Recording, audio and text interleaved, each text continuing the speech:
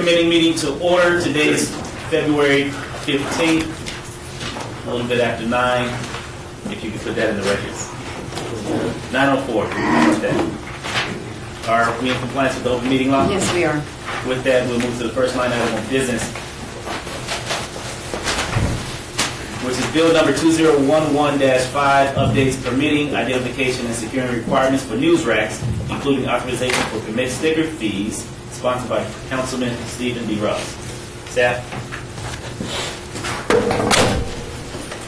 Good morning, Jorge Cervantes, Department of Public Works.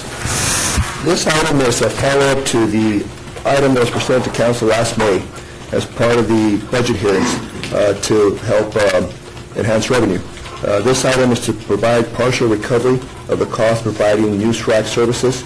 It is a $50 annual fee for permitting of the news racks and a $2 application fee. There's approximately 2,000 news racks that are out there. This would cover about 85% of the cost of providing that service. Not full recovery, but recovers about 85% of that service provided by staff. And so that's the item that's before you today. Okay. When you say cost recovery, what is the cost from the city standpoint that we're out of, that we're looking for the industry to get? There is staff time that's required to go through a bidding process every year around February, or in this year it will be March. We renew all the permits. Location, we're allowed 6 sites per block. Locations where there's 6 sites or more, or requests for more, we have a lottery we go through, and so we draw to see which 6 get to go there. During the year, we patrol it to make sure that they're per the code. The code requires that they be kept neat and clean, that they be out of the passage of the right-of-way for pedestrians, and so we enforce that during the year. If they're not in compliance, we need to notify the owner, and if they're not corrected within a certain period, we need to actually pick up and store at one of our service yards, store the facility until they come and pick them up. If I may, Councilman, in the business impact statement, we estimated the cost on an annual basis to be about $122,000 a year cost-wise. This change would generate about $104,000 in revenue towards that. Okay. Now, from a liability standpoint, who's liable for the news racks that are not in compliance? And I'm speaking specifically for the news rack that's on Las Vegas Boulevard on the east side of the street between Stewart and Ogden. That news rack is always pushed over in the street. And if a car were to hit that news rack, being that it's in the travel lane, is that the responsibility of the city? Is it the responsibility of the owner of the news rack? And thirdly, why aren't the news racks either bolted or more secured so that they cannot be pushed over? Can you address those issues? I can, Councilman. The responsibility falls on the owner of the use rack. Part of the agreement is that they're responsible for the maintenance and upkeep of that and liable for anything of it. They also got to provide city liability insurance cover in case of any incident. Under this revision, that is something that we're going to include in talking with the industry. That's a recommendation that they requested because of those challenges. Sometimes it's due to high winds, sometimes it's due to just vandalism, people pushing them over. But there's a provision now where we're allowing for anchorage of these facilities to be on the sidewalk itself. In the past, that wasn't allowed because the concerns of damage to the sidewalk, but we found ways to be able to anchor them securely without providing damage to the sidewalk. So that's something that's included in this revision. Okay. Is there anyone here from the public wishing to speak on this item? And so please come forward, state your name for the record. We will be glad to hear from you. Good morning, Councilman. My name is Joel Schwartz. I'm an attorney with the law firm of Gordon Silver here in town. I've been asked to speak on behalf of Southwest Advertising Inc., who is one of the news rack permit holders. And there are, as an initial matter, the bolting issue is something that the permit holders are in favor of. So I wanted to bring that to your attention. What I've been asked to speak about is the constitutional impact on First Amendment rights of the permit holders, and how this proposal could cause some issues with regard to that. Let me just quickly lay the background on the constitutionality issues that are involved. These publications are traditional speech and expression. There's no doubt about that. And the sidewalks are what's considered a traditional public forum, and therefore that automatically implicates the First Amendment. This type of regulation, although not unconstitutional per se, is what's considered a prior restraint on speech, and therefore there is a presumption of invalidity that has to be overcome with a showing of certain factors, that it's content neutral, that it's narrowly tailored to serve a significant government interest, that it leaves open alternate channels of communication, and it's not a greater restriction on speech and expression than is necessary. The bigger concern is that there is a well-established body of law regarding the amount of fees that may be charged as an entree to speech. And what the cases on this hold is that you can only charge basically a nominal fee to allow parties access to a traditional public forum to disseminate speech and expression. What we've got here is a fee that goes from $0 now to $50. It doesn't take, the other thing that hasn't been talked about is there is already a per publication fee of $200 a year. So what you're actually at this point doing now is double taxing the publishers, because they'll have to pay the $200 fee per publication plus the $50 per news rack permit, so they're getting double taxed to some extent.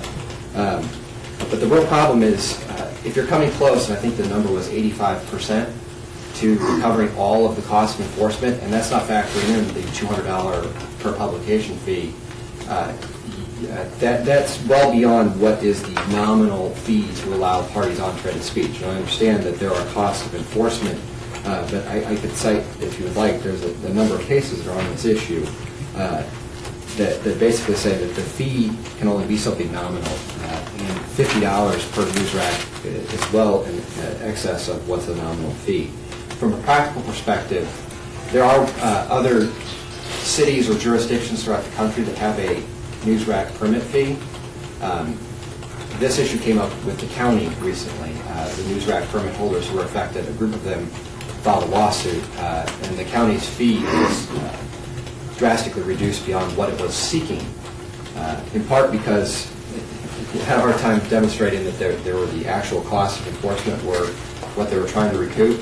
But the other issue was it a reasonable fee in light of the cost for entree to free speech? And I can tell you that the county locations are much more what the businesses would consider to be prime locations. They're strip locations.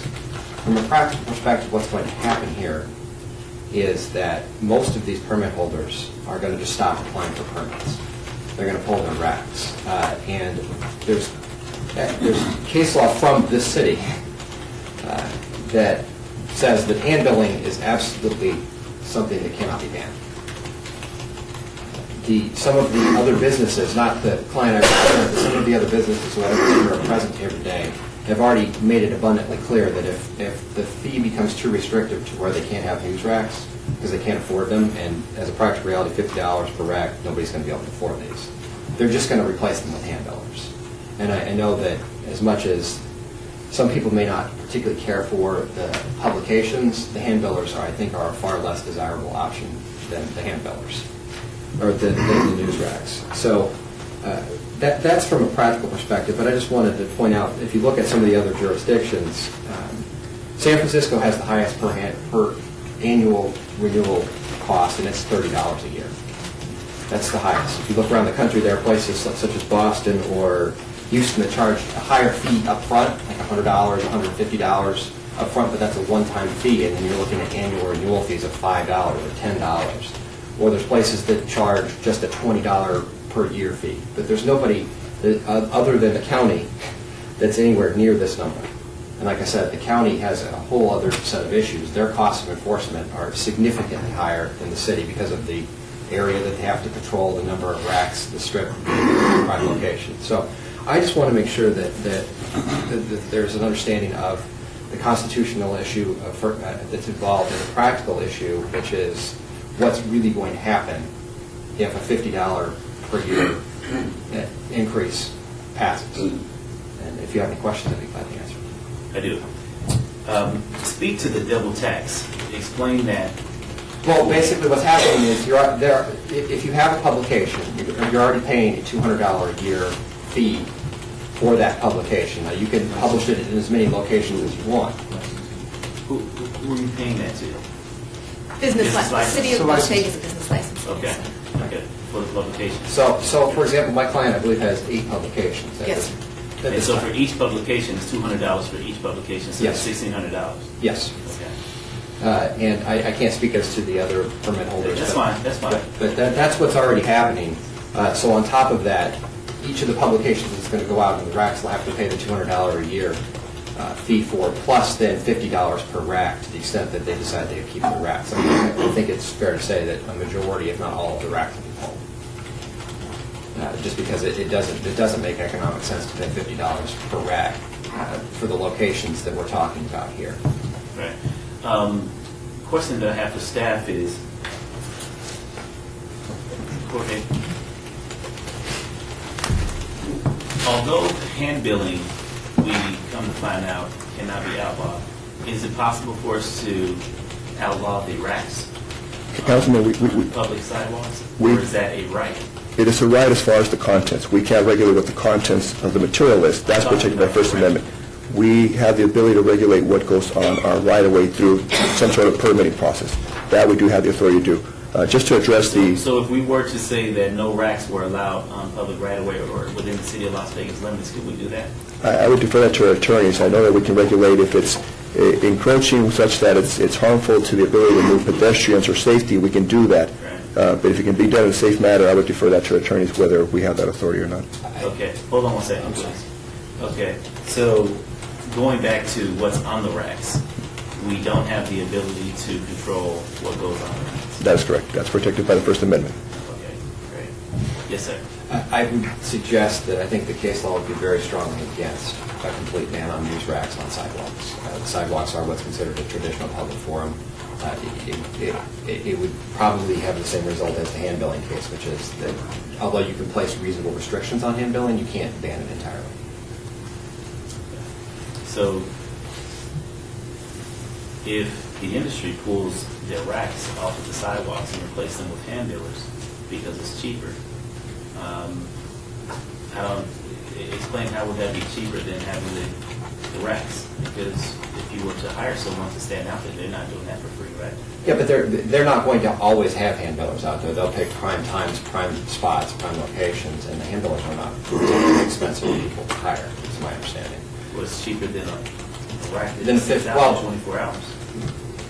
But understand the volume of the racks you're talking about. That's where the numbers come in. My client, for example, has 350 racks. So it will be cheaper to have a hand biller. I don't think my client intends to actually do any hand billing, but I know that there are competitors that have a larger number of racks that will just replace it with a handful of hand billers, and that'll be cheaper than racks at $50. Do you know if there's additional individuals outside of your client that have an issue with this? Please come forward if you're going to state. Yeah, sorry. Okay, state your name. please. My name's Kathy Crawford. I'm the Okay. president of Southwest Advertising. When we had the informal workshop with, I'm sorry, I don't remember that gentleman's name, Cool. the gentleman in the white shirt with the Oh, blue lanyard. This is Val Steve. And O.C. White, one of the other gentlemen that has news racks in the city, Eddie Munoz, was present. And he was very much against the $50 increase. We were both more than willing to consider a lower fee, but he was very much against the $50 fee. He said it would run him out of business, and he also said at that meeting that he would be one of the individuals who would employ handouts during high-traffic times. So what would be a happy medium for you all? I say anywhere between $0 and $25. I respectfully submit How that. much is it now? Zero. Okay, Councilman, I would say, though, that the county, he's correct, the county initially was proposing to charge $100, but what the county is charging is $50, and so it would be no different than what the other jurisdictions in the valley are charging. Okay. And if I may, like I was indicating, the county has, I believe it's 3 or 4 times the cost in enforcement because they're enforcing in the entire county. And that includes down to Laughlin.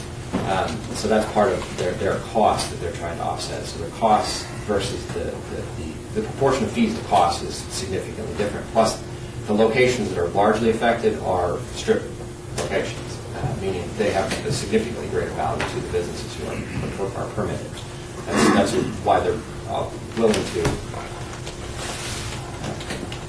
That's why they're willing to pay the higher amount. And that was after litigation where for a year there was an injunction put in place that stopped the rates going into effect at all. Council?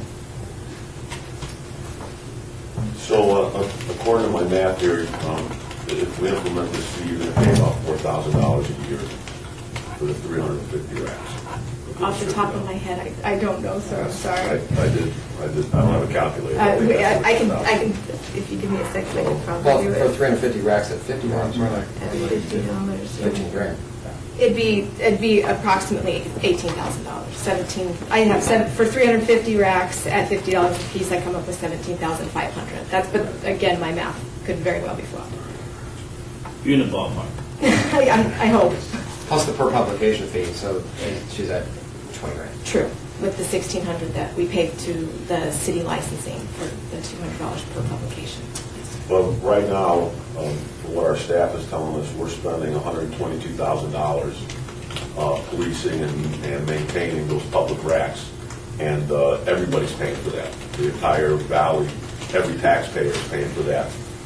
Why can't the industry pay to offset the cost for the city? So not all taxpayers are paying for it, you're paying for it. Because I drive around town and I see the racks, they're tipped over, they're moved around, they're blocking the sidewalk, and our folks are going out there and, to a certain degree, putting them back in place and maintaining them, and everybody's paying for that. Why don't you step up and pay for it? If I may, I agree with you 100% that who is responsible should pay. And I agree, as an industry, we absolutely have a burden and should be paying something. I would respectfully submit, that a lot of the things that you complain about, we complain about, because they're not the people. They're people that are out there putting illegal racks. There are people that are out there throwing racks out there because there's no deterrent for them doing it. You do impound the racks and you do take them, but the city makes no recovery on those impounded news racks unless the owner wants to retrieve them and pay the impound fee. In most cases, they're using stolen racks as it is, and then they go throw them out on the sidewalk. They don't care if they get knocked into the street. Most of them have no intention of abiding by any law. So while I agree with you 100% that we should shoulder some of the cost, I just think a lot of what is burdensome and cost intensive for the city is enforcing on our competitors who throw illegal news racks out there. You make a good point as far as you all should shoulder the burden. And I asked you what would be a happy median, and you started with 0. So I find that to be interesting as far as you all wanting to shoulder the burden when you start at 0. That's not a happy median. Well, in terms of, the business license fee hasn't really been addressed. It wasn't addressed in the meeting. I don't know if that's going to remain the same, if that's going to increase as well after there is a news rack permit fee implemented. I think that should have been part of the conversation. I don't know the answer to that. But per news rack, I would think it more than reasonable, anywhere between $10 and $25 per news rack, and agree that the business licensing per publication fee stays the same. So somewhere between $10 and $25. Yes, sir. And we're proposing 50. $50 again to be in line with what the other jurisdictions in the valley are charging. Okay, so if in fact we are at 0, we're proposing 50, and the median of 0 and 50 is 25. Is that something that we can consider? Council, that's certainly at council's discretion, whatever discretion is at your discretion. Okay. In addition to that, the question that they bring up in regard to illegal racks out on the street, and this may have to come from business license or yourself, or is there something that we can place on the racks that, like for example at the university, when you have your parking pass, they give you a sticker to basically state that this car is permitted to park on campus. Is there a sticker that we provide through business license or some type of emblem that basically state that these are legalized racks on city right away, or those racks that do not have the sticker or whatever that item may be, we can move into code enforcement or whatever the process we utilize to impound those racks that don't have the appropriate permit emblem? Councilman, that's currently part of the process. We do provide a sticker with a separate unique number, and that number goes to our database to identify who the business owner is, whether they're paid to date, ability to contact them if it's dirty or misplaced. And so that is part of the program today. We do patrol, and if we find some that don't have a sticker, we do impound them. There's a $75 fee to pull it out of impound, and so that process is in place today. Now, I will say also, Councilman, the number that we gave you for the cost of the service, the program, $122,000, that is public works cost. There's been several occasions where we've had to call in code enforcement when we do a massive sweep, and we do those a couple of times, and that doesn't include code enforcement costs, this is just public works costs. So there is additional to our cost. So you said those are hard costs. Those are hard costs, Man-hours. that's right, of public works, but we do sometimes request the assistance of code enforcement because we don't have the large equipment or ability to pick them up. And so they, when we do sweeps, they do provide service that is not accounted for in that $122,000 cost. Yes, sir. Just to respond briefly to Councilman Anthony's question to my client, I understand that because to some extent of the content of some of the publications, it may not be palatable to all, but the law on First Amendment rights is relatively clear that regardless of the content of the publications, we as a society do bear the responsibility for defraying some of those costs. It's the price that we pay for having free speech. It's the price we pay for our First Amendment rights. The law is abundantly clear that the charges can't be designed to be revenue generators or to completely offset cost enforcement. There is a cost that is borne by society as a whole to protect our freedom of speech. I know it isn't ideal. I'll respond. I never brought up the content. I understand. I never mentioned the content. I mentioned that it costs the city of Las Vegas $122,000 to maintain these items. The $50 is going to raise revenue of $104,000, which doesn't even get to the total amount. And it seems to me the industry should be the one that is paying to maintain these items, not people up in the northwest part of town. I mean, they should pay for it. So. And I just want to be clear, the other point I guess I was making about the revenue issue is at $50 a rack, it won't generate $104,000. It'll probably generate $25,000 because they'll pull enough of the racks. I mean, there's a break-even point where the number is such that the businesses will stay and they'll help defray the cost, but if it gets too high, they'll just completely pull out and it'll actually have a negative revenue impact. And that was the point I was trying to make. I'm sorry if that wasn't clear. A negative revenue impact to the city of Las Vegas because you're not paying or license Right. fees for those additional racks. There is a number where a substantial number of the racks will remain in place. My client's suggesting somewhere between 10 and 25, and you talked about 25. At $25, we'll just take that as a hypothetical number. There will be a significant number of racks that will stay. So although maybe it won't generate $104,000, it will generate $50,000 versus if the number's 50 and everybody pulls out their racks, then it generates $10,000 or $15,000. So it actually there's a number that makes sense from an economic perspective, where there'll be kind of a balancing of enough racks staying to help defray the cost. That's the point I'm trying to make. Well, I can say this, I know that there are a number of people that would like to see a reduction in the racks out there, so if you all were to pull it, they would be very pleased to see that, even at the detriment of the city receiving less revenue from those racks.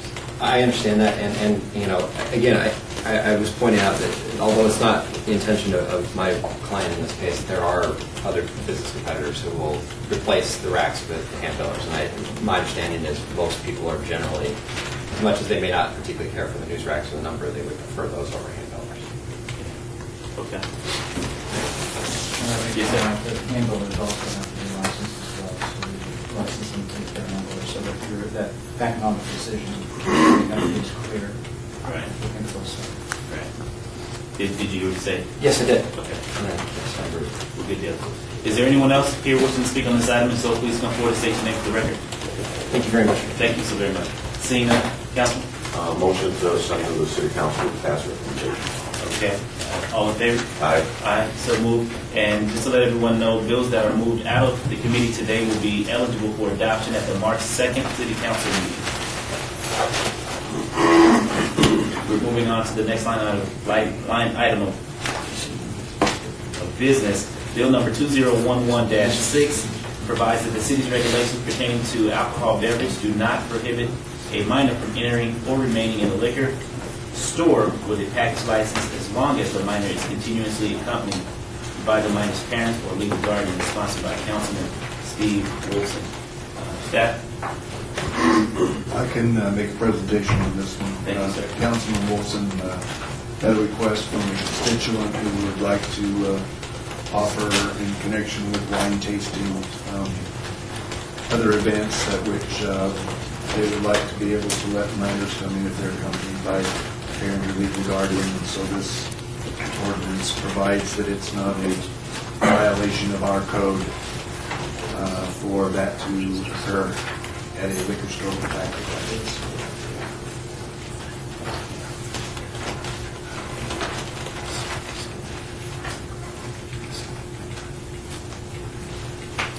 Is that it? That's it? Okay. Is there anyone here who wishes to speak on this item? If so, please come forward and state your name for the record. Seeing none, Councilman? A motion to send to the city council with a pass recommendation. All in favor? Aye. Aye. So moved. Bill number 2011-7 adopts by reference a unified development code for the city. That's TXT 39391, TXT 39392, TXT 39705, I'm sorry, 39750, stand corrected, and DIR 40341. This is proposed by our acting director of planning and development, and soon to be director of planning and development, Glenn Farrell. Thank you. Flynn Fagg with the Planning Department. As you are aware, the Unified Development Code is the combining of our Title 19 zoning code and our Title 18 subdivision code. In previous City Council workshops, we've gone through the significant changes that are contained in the document. Ultimately, the purpose of the document is to make it more user-friendly, to incorporate the city's sustainability goals, and to have a better document for the public that they can work with. We have proposed that the document, if it is adopted by City Council, would have an effective date of May the 1st, giving us some time to make changes necessary in order to implement the document.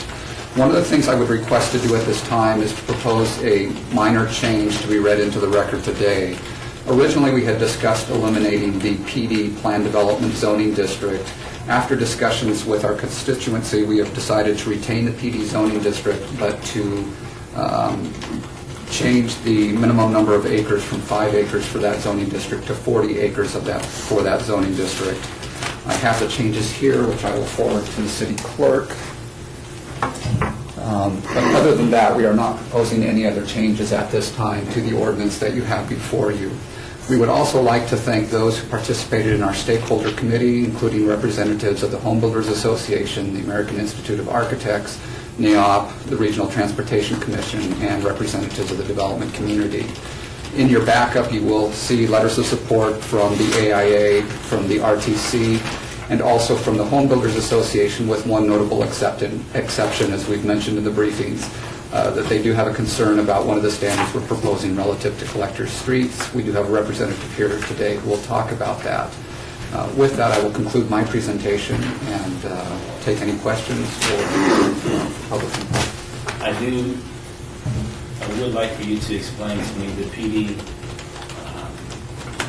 plan development. Yes, plan development. Plan development from 5 acres to 40 acres. What is the rationale behind that? The rationale behind that is PD plan development really anticipates some type of a large mixed-use type of development that would have both residential and commercial uses. At 5 acres, what we have seen is that we don't really get that integrated sense of development. And really, you need a larger amount of acreage in order to achieve that. And so for that reason, we have requested to make that change to the minimum acreage required.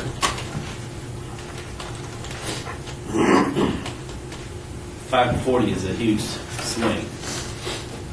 You couldn't get that in 20 acres? To be quite honestly, looking at the size of development parcels that we have available, and again, what the goals and objectives of the PD zoning district are, you really, again, you don't get that. Typically, with most 20-acre developments, you have a single-family subdivision. In order to bring in a commercial component or civic or parks or things like that, you really need to have additional acreage to achieve that. Is there anyone here wishing to speak on this item? If so, please come forward and state your name for the record. We'll be glad to hear from you. Hi, my name is Barbara Baird with B2 Development Services. I'm here as a member of the Stakeholder Committee and as a member of the Southern Nevada Home Builders Association. First, I'd like to say it was a great process to go through with staff. They were incredibly accommodating in meeting with all of us in the private industry and listening to our concerns. There's lots of things that were refined in the code that you probably won't hear about, but that we tossed back and forth over many meetings, almost a year now, I think. With that, as Flynn mentioned, there were two contentious large topics. One was connectivity, and the other was the Complete Streets proposal. The Home Builders Association has prepared a statement and asked that I read it into the record. The Home Builders Association appreciated the opportunity to work with staff in developing this form-based code. We applaud the web-based nature of the new code and recognize the value in the reorganization of the code in a form that is more user-friendly. We would like to acknowledge the willingness of staff to adjust an originally high level of connectivity in developments to a lower, more workable level. The original proposed level would have eliminated amenities that the home buying public seeks in a residential development. There remains, however, some aspects of the code that the association finds troublesome, particularly the proposed complete street policy. The policy requires a rigid plan of minor collector streets at 1,300 20-foot intervals. This requirement could directly affect the economic feasibility of a project. Even with the adjustment in connectivity to make a more workable ratio and the other minor adjustments that have been made in the code to date, this requirement is very burdensome from a cost perspective to builders. The home builders cannot support the adoption of the code with a complete street policy in place as currently detailed. Specifically, the requirement for 60-foot minor collector streets at quarter mile intervals. While some of the concepts in this code may be desirable by the city's agencies, it is the home buying public we must look to please. The home buying public is highly desirous of cul-de-sacs, less intersections, separations of land uses, and in many cases, privacy for their specific communities. A new code for the city should allow for the inclusion of the amenities that the home buying public seeks. And I'll answer any questions that you have. Okay. Flynn, if you can answer this question for me, and you mentioned that there's some slight opposition in regards to collector streets. Yes, again, we have been proposing as part of the Unified Development Code to include an additional requirement for collector streets at 1,320-foot intervals. This is in addition to the collectors that we require at half-mile intervals and the arterials that we require at 1-mile intervals. Okay, I'm not quite understanding. I'll ask Bart Anderson from Public Bart, Works you can to... state your name for the record. It's Bart Anderson, Public Works. Currently, the Master Plan of Streets and Highways for the City of Las Vegas identifies required corridors that the builders have to accommodate in their designs. Those are at 1-mile intervals. We have the 100-foot right-of-ways, the major arterials. At the half-mile in between those, we have the 80-foot major collectors, as they're currently called.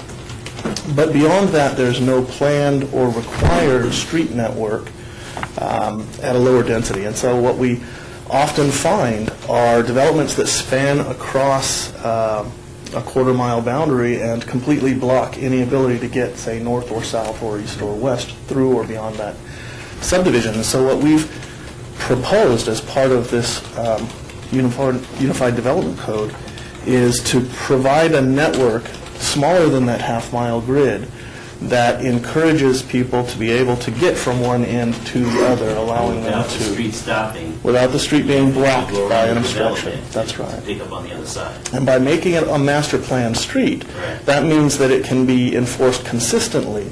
And the public, the pedestrians, the bicyclists, will have an expectation that if they take this street, they're actually going to get somewhere. Right. And that's I why we noticed that throughout proposed North it. Las Vegas, quite a bit.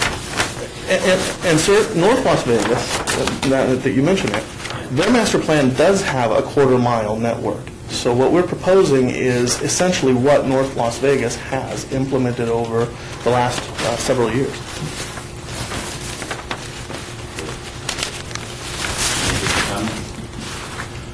I would just add to Bart's points that while development is planned, there could be requirements for certain streets placed during the planning process on individual developments. We believe the half-mile grid allows us to do that now. The cost is significant to the builder to build a 60-foot collector street is approximately $450 per linear foot. And that is a cost that could make a project not feasible at all. Another thing is the loss of usable land. There was a calculation that there's a loss of 30 feet of usable land, approximately 0.9 acres per quarter mile, which again affects the ability of a developer to build a certain number of lots and develop his subdivision in a way that he sees fit, in a way that the home buying public prefers the subdivision be laid out if we're having to meet all of these new little connections. Well, I guess if yes, sir. We were talking about this yesterday, Flynn, and I'm thinking about the development that I live in. It's just a regular American West Home housing development, and there's only two ways to drive into the development, and I kind of like that because it keeps people, it's not as available to people that don't belong in there to drive into that neighborhood. So I think it makes it a little bit more private and probably decreases crime a little bit because there's less ways for people to gain access in there to, to caper, to commit burglaries and stuff. So I kind of like the way it is now, but on the same token, I walk my dog from my house over to the park, and it's a pain because I got to walk around this and come back over to this one entrance and come all the way back around. And it would be nice to have like just a little walkway from the neighborhood to the park. So my question is, does this extra connectivity have to be a street, a full-blown street, or can it just be a walkway that allows bicyclists to go in and out, people walking to go in and out? In terms of the connectivity ratio that is being proposed as part of the Unified Development Code, it does allow for pedestrian and bicycle access to count towards meeting the connectivity ratio. So it could just be a sidewalk, not a full street? So that does contribute to, Builders would now be required to provide those needed connection points throughout a community. That is different from the requirements of the Complete Streets policy.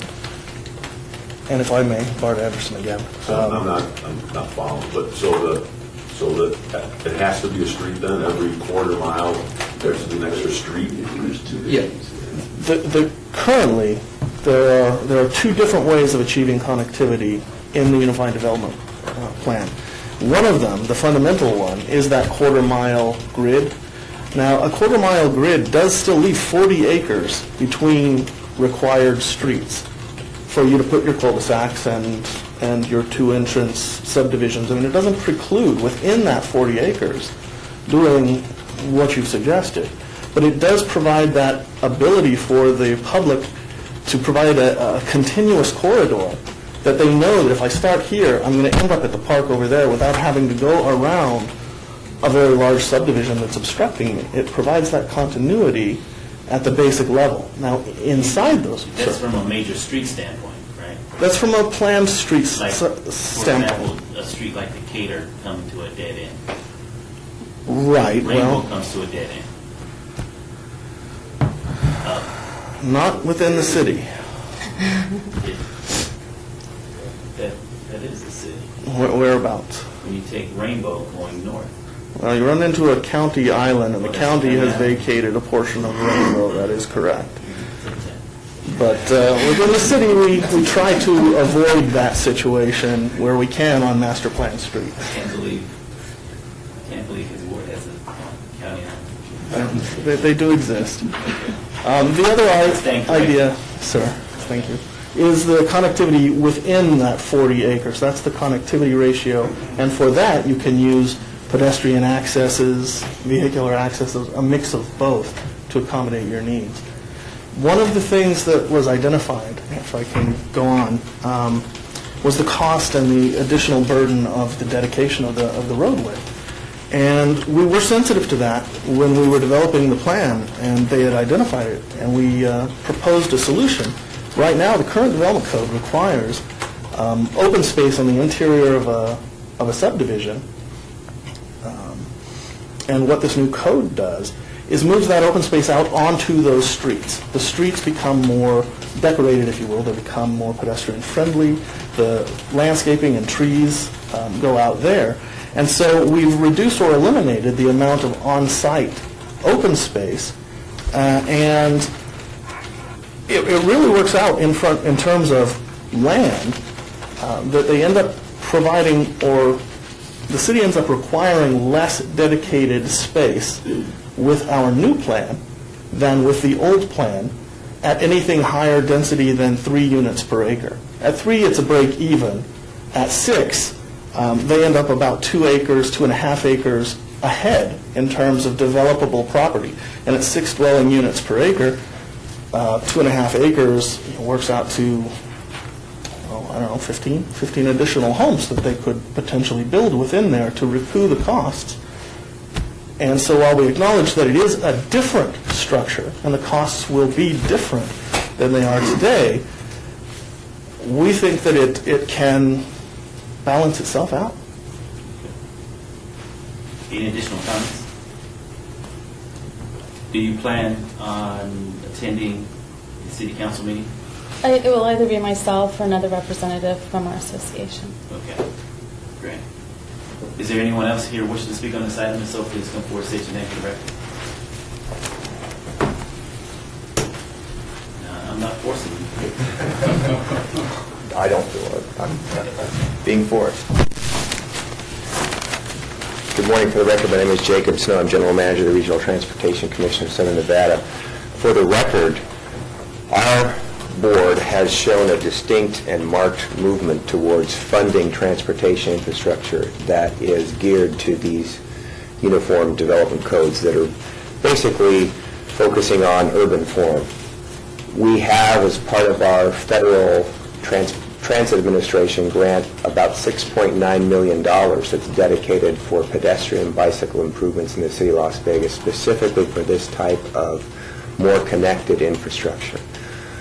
For the record, one of the problems that we encounter, and Councilman Anthony, we would agree that there are some security benefits to the type of development you've made reference to today. We certainly would agree with that. But from our perspective on transportation, where there are fewer places of access and egress into neighborhoods and into other parts where there are a limited street network, that creates transportation problems that we just can't deal with, because we are concentrating the automobile traffic to focus on a limited amount of entries and exits. And that creates a greater demand for traffic signals, which slows down the overall transportation network. You're talking about somebody who wants to take a bus, got to walk a long ways, not from their house, out of their neighborhood to get to the bus stop. I'm talking about that, and anybody else who wants to make any trip whatsoever. They're largely prevented from taking a walk or on a bike or to take transit because of the way that we have built in the past. And I would dispute the references that were made by the Homeowners Association, the Home Builders Association, about the data that their customers are demanding the more traditional types of developments, because we have seen the opposite data to that effect. And if they have that data, I think they should present them so that they can be objectively analyzed. That may have been the case 2 or 3 decades ago, where customers were asking for cul-de-sacs and those types of developments. We see less and less of that data, and we see more and more of the more connected type streetscapes because they are more human scaled, and there is a demand, a growing demand for that type of development. I certainly would agree that the costs are greater for them to provide a more connected streetscape. I don't dispute that, and I think that's the primary reason they're mostly concerned about that. And I think that's a legitimate reason to be concerned. But I do not agree that the customer data is actually continuing to drive that. I think there is some other evidence that may need to be looked at with that regard. But we're certainly in support of this code. We think it is the right way to go. Other entities are pursuing along that line, and our funding structure is likely going to tag along with that increased connectivity because it does solve transportation problems. I appreciate the opportunity to speak. Thank you very much. Is there anyone else here wishing to speak on this item? Please come forward to state your name for the record. Seeing none. Councilman? Just a little bit confused on the cost issue. I mean, you mentioned that there would be a cost to the industry, but I heard from our staff saying that there's changes in design patterns or something that would offset the cost. So it sounds like what I'm hearing is kind of a wash when you look at the whole plan, correct? As far as costs are concerned. Well, certainly I don't have access to their numbers, so I can't speak for them. It appears to me there is an opportunity to recoup costs based on the mitigations that we've proposed to address the concerns that they raised. Right. I believe that whether it's a grid street on a 60-foot arterial, or I shouldn't say arterial, collector on our plan or not, they still are going to be providing collectors into their neighborhoods. They do that currently today. I have some pictures of existing subdivisions that I can show you that have, and these are probably too difficult to see from here, but under our current development, you see things like this where you have collector streets that don't have homes facing them, that are not on our master plan. Sadly, this isn't representative of the whole valley, but there are areas where it is already done because a developer needs access to his parcel. I live right there. So you are familiar with this area. This area is actually really Can you better vote on this than... item? Can I vote on this? No, you'll have to leave the This room. is citywide. Citywide except for this subdivision right here. So they're going to be building these collectors anyway to provide access for the developers to their development pods. What we're saying is let's move them so that they all line up and provide a viable transportation corridor. Exactly. When they stop, it means that a pedestrian has to walk 3 blocks out of their way to get to school. That's right across the wall there. And we're trying to provide those opportunities to benefit the public, both drivers, bicyclists, pedestrians, and all. Now, But what you're saying is that there have been some mitigations in the plan to help to offset maybe an increase in cost to the builders by putting these absolutely. They identified the issue, and we maybe not attempted to resolve it. 100%, but there is some relief there. Absolutely. Absolutely. I would say that while the reduction in open space required on-site internal to a subdivision has been offset with allowing a lot of that landscaping to be external, that still does not address the cost of the 60-foot street every quarter mile. And in many cases, with that rigid grid system, it also affects the undeveloped property next to it. That will automatically determine where that entrance to that land can be.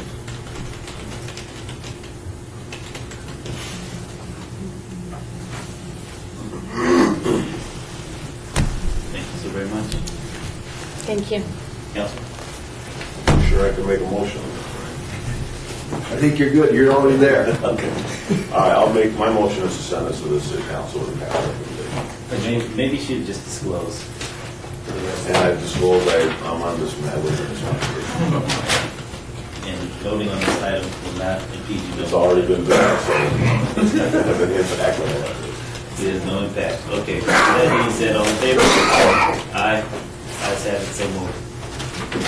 We're now down to public comment. Anyone wishing to speak on this item, they come forward. And items under the citizens' participation, never mind. Limited to the jurisdiction of this committee. Anyone? Council? Motion adjourned. All in favor? Aye. Ayes have it. Thank you.